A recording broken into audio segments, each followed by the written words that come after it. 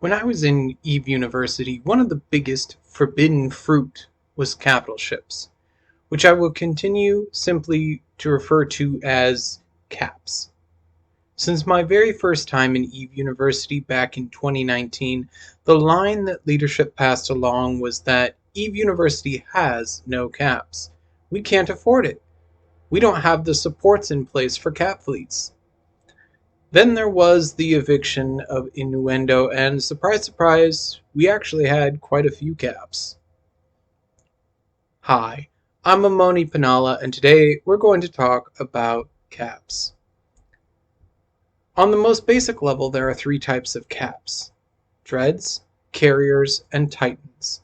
Let's start with this and talk about what makes these three types unique, and then we'll talk about some different types within these categories. Dreads are massive gun platforms. They use a siege module, which is essentially a bastion module on a marauder, except it cycles in 5-minute increments instead of one. For those who aren't familiar with marauders, the bastion and siege module are what they sound like. It's a configuration module that fundamentally alters the way the ship works. When in siege or bastion, the ship cannot move, but it has a massive bonus to resists, damage, range, and all the things that make shooting work good. Yeah, that was a phrase I just used. In addition to the siege module, a dread can fit two kinds of guns: high-angle weapons, which are effective against subcaps like battleships, or cap guns, which are effective against other caps. Carriers are fighter platforms. The kinds of fighters a carrier has determines what it can do.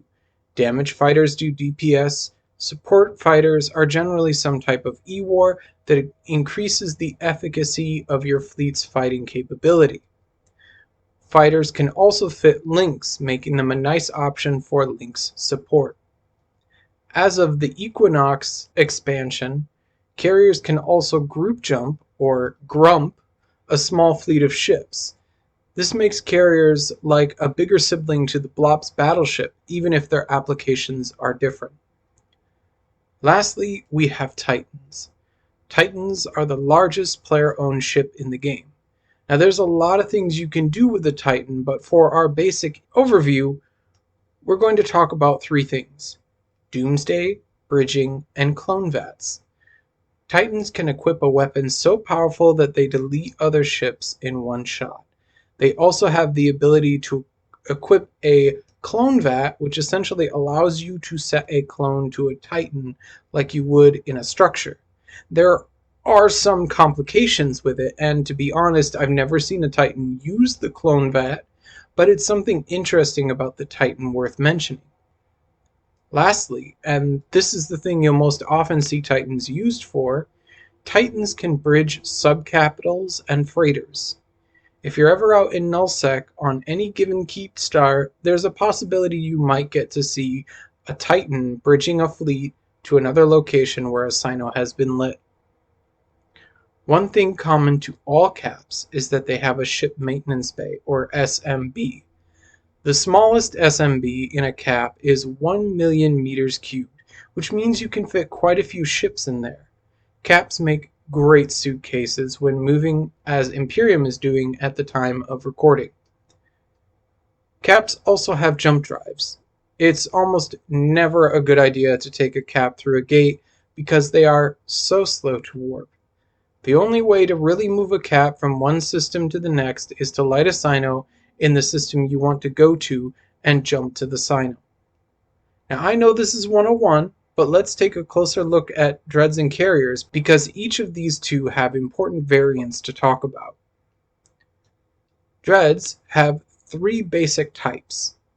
The T1 base hull does what it says on the tin, exactly as I described it before.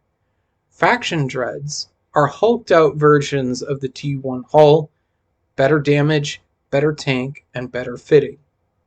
Lancer dreads, or T2 dreads, are unique in that they can fit a special weapon that disables other ships. They're still fairly niche in their application, so I'm not going to say much more than that. Carriers have three types as well. The base carrier is what it is. The super carrier is a massive increase in performance from the base carrier. Notably, it can use heavy fighters. Lastly, we have the Force Auxiliary, or FAX as it is commonly called. The FAX is essentially a cap-sized Logi ship. It can fit a triage module, which works similar to the siege module on Dreads, but instead of increased damage, the triage module increases reps and cat transfer. Now, if you're wondering why the FAX is a carrier instead of a Dread, it's a mystery I'd like to ask a CCP dev if I get the chance. The best I can offer is that prior to faxes, people used to use regular carriers to fit with reppers. It still doesn't explain why they didn't just add faxes to the Dread roster and remove rep capability from carriers. That's all for this video. Thank you so much for watching. If you like my videos, be sure to like, subscribe, and share this video with your friends who are curious about how caps work. If you have questions, feel free to leave them in the comments, and I will answer as many as I can. Otherwise, fly dangerously, folks.